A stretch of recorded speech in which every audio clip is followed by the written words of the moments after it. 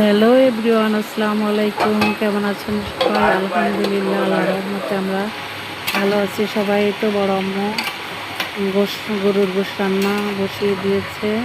পাশে এই যে দুধ লাচ্ছা সেমাই রান্না করবে। আজকে দুজন গেস্ট আসবে বাসায়, বড় আব্বু আছে বাসায়।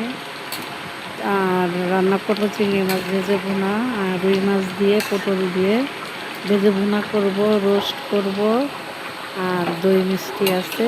এই হচ্ছে খাবার দাবার। প্রচণ্ড গরম পড়েছে, যে যদিও এই খাবারগুলো অস্বাস্থ্যকর, তারপরেও কিছুই করার নাই, অতিথি আপ্যায়ন করা লাগবে। এই তো আমাদের গরুর গোশ প্রায় ডান, গরম মশলার ভাজা জিরের গুঁড়ো দিয়ে দিয়েছে বড় আম্মু। আর পাশে ফ্রাই প্যানে চিংড়ি মাছগুলো ভেজে নেওয়া হচ্ছে। আর ছোট আম্মু বাসায় নাই, তার আব্বা প্রচণ্ড অসুস্থ, হাসপাতালে ভর্তি, সে সেখানে আছে। এই তো আর চিংড়ি মাছের জন্য মশলা কষিয়ে নেওয়া হচ্ছে। এখানে সব ধরনের মশলা দেওয়া, ভালো করে কষিয়ে চিংড়ি মাছগুলো দিয়ে রান্না করে নেব।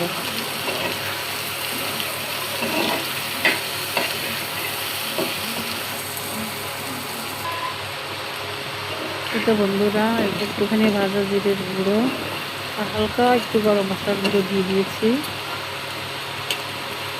দিয়ে নেড়ে ছেড়ে এই তো রান্না করে নিলাম। রান্না কমপ্লিট। এবার রুই মাছ পটলগুলো ভেজে নেবো আগে, তারপরে মাছগুলো ভেজে নিচ্ছি। আর পাশের ফ্রাই প্যানে এই যে পোলাও বসিয়ে দেওয়ার জন্য ব্রেস্তা করেছি। ওই ব্রেস্তার ভিতরে সয়াবিন তেল আর ঘি দিয়ে ব্রেস্তা করেছি। ব্রেস্তা তুলে ওই তেলের ভিতরে একটু আদা বাটা রসুন বাটা দিয়ে পোলাওটা লবঙ্গ দারচিনি এলাচ দিয়ে কষিয়ে, তারপরে এই যে গরম পানি দিয়ে 1 কাপ গরুর দুধ ও কয়েকটা কাঁচামরিচ দিয়ে ভালো করে রান্না করে নিলাম, এবং পোলাও ডান।